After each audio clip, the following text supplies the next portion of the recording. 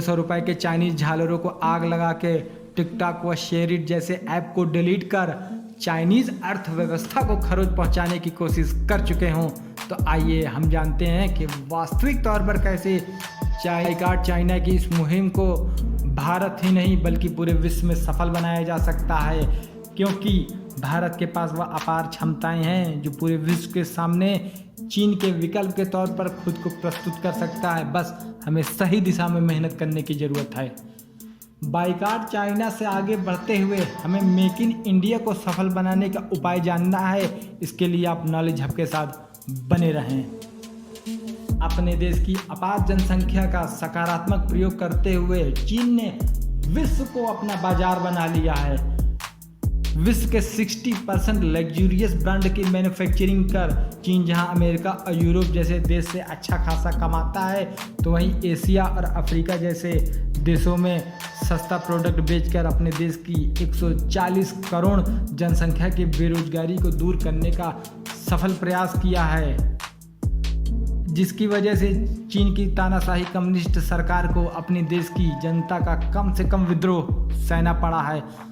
1960 और 70 के दशक में भूखों मरने वाला देश आखिर आज इस मकाम पर कैसे पहुंच गया है? इसकी शुरुआत 1981 के चाइनीज़ नेता जेंग डोंग के उस नारे से प्रारंभ होती है कि मैं हर घर में एक भट्टी बनाऊंगा। इसकी तुलना हम वर्तमान के भारतीय प्रधानमंत्री की महत्वाकांक्षी योजना made in India and skill India जैसी योजनाओं से कर सकते हैं, मगर सबसे अफसोस की बात यह है कि भारत सरकार की ये दोनों योजनाएं हमारे भ्रष्टाचार की भेंट चढ़ गई। आइए हम जानते हैं कि जल्दबाजी में बिना तैयारी किए बाइकाट चाइना से भारतीय उद्योगों पर नकारात्मक प्रभाव पड़ेगा या चीन पर, क्योंकि भारत में पिछले 6 से 7 साल में चालू होने वाले स्टार्टअप में 70% इन्वेस्टमेंट चीन का है। चाहे पेटीएम हो, ओला हो, उबर हो, स्नैपडील, स्विगी, जोमेटो या बाइजूस ऐप हो, इन सभी में इन्वेस्टमेंट चीन का ही हुआ है। एक अन्य आंकड़ों के अनुसार भारत के मोबाइल सेक्टर में 73% चाइनीज़ कंपनियों का शेयर है, तो वहीं टीवी, फ्रिज, वॉशिंग मशीन में 45% शेयर चाइनीज़ का है, तो वहीं पेपर और स्टील उद्योग में 70% चीन द्वारा आयातित प्रोडक्ट का इस्तेमाल होता है, तो वहीं लेदर इंडस्ट्री में 37%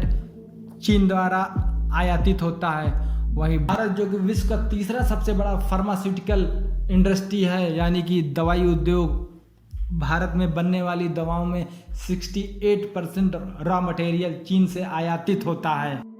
हम भारतीयों में इतनी क्षमता नहीं है कि चीन के सस्ते प्रोडक्ट का बाइकाट कर हम यूरोप व अमेरिका के महंगे प्रोडक्ट का यूज़ कर सके। तो आखिर इसका सल्यूशन क्या है कि हम सस्ते चाइनीज़ प्रोडक्ट का यूज़ नहीं करना चाहते और महंगे अमेरिकन और यूरोप प्रोडक्ट का यूज़ नहीं कर सकते। इसके लिए हमें भारत को मैन्युफैक्चरिंग हब बनाना होगा, यानी कि दुनिया की वे सभी कंपनियां जो आज चीन में अपने प्रोडक्ट का मैन्युफैक्चरिंग करवा रही हैं, वे सभी भारत में कराएं। इसके लिए हमें भारत की आधारभूत संरचना में विकास करना होगा, परिवर्तन करना होगा। हमारी सड़कें, हमारा विद्युत, हमारा ट्रांसपोर्टेशन, हमारा एजुकेशन सिस्टम, हमारे रिसर्च एंड डेवलपमेंट पे खर्च करना होगा। हमारी नौकरशाही में व्याप्त भ्रष्टाचार, हमारे अंदर स्वयं के अंदर व्याप्त भ्रष्टाचार को समाप्त करना होगा, क्योंकि जहां चीन में एक इंडस्ट्री को लगाने में तकरीबन 24 से 48 घंटे लगते हैं परमिशन लेने में, तो भारत में वही व्यवहारिक तौर पर कम से कम 180 दिन से लेके 3 से 4 साल लग जाते हैं, जिससे में पर प्रोडक्ट का कास्ट बढ़ जाता है।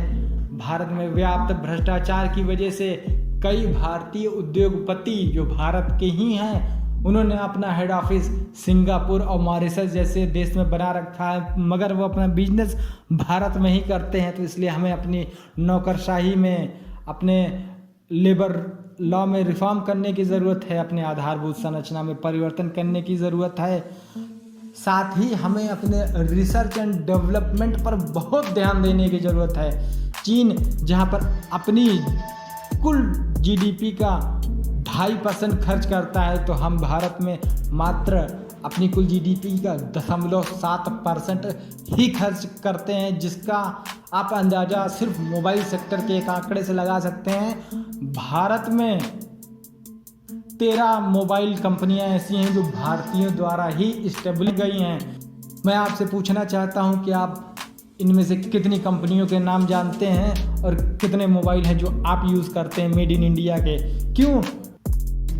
क्योंकि भारतीय कंपनियों द्वारा बनाए गए मोबाइल सस्ते तो होते हैं, चीन के मुकाबले कम सस्ते होते हैं, मगर तब भी सस्ते होते हैं, मगर उनमें वो क्वालिटी नहीं होती जो हमको सस्ते चाइनीज़ प्रोडक्ट में मिल जाए।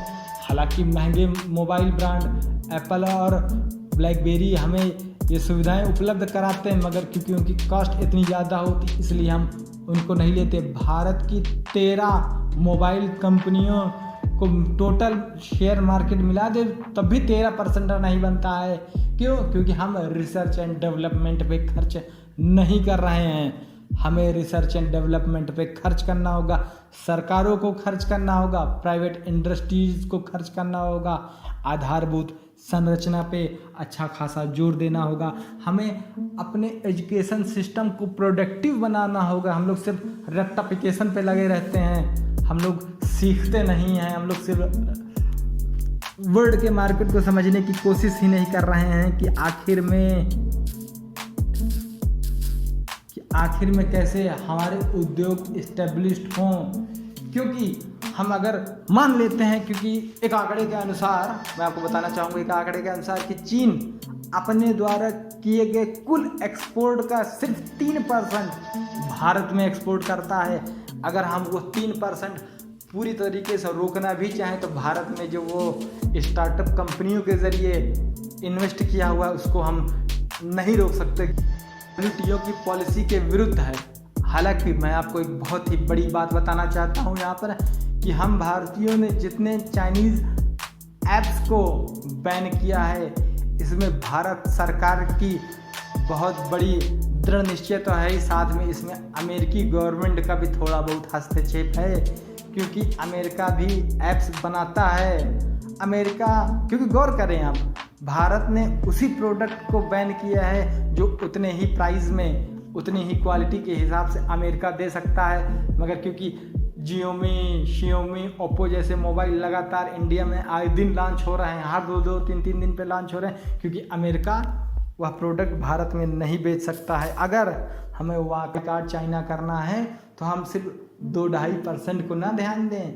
चीन जो कि दुनिया की दूसरी सबसे बड़ी अर्थव्यवस्था अर्थात $15 ट्रिलियन की इकोनॉमी बन गई है, उसको डैमेज करने के लिए हमें खुद को मैन्युफैक्चरिंग हब बनाना पड़ेगा। इसके बगैर बाइकाट चाइना वास्तविक तौर पर संभव नहीं है, क्योंकि महंगे प्रोडक्ट हम अमेरिका और यूरोप का इस्तेमाल कर नहीं सकते और चीन का सस्ता प्रोडक्ट हमें इस्तेमाल करना ही होगा। और सिर्फ इसका एक उपाय है, इंडिया को मैन्युफैक्चरिंग हब बनाया जाए। अगर आप हमारी बात से सहमत हैं तो वीडियो को लाइक और शेयर करें, चैनल को सब्सक्राइब करें। धन्यवाद।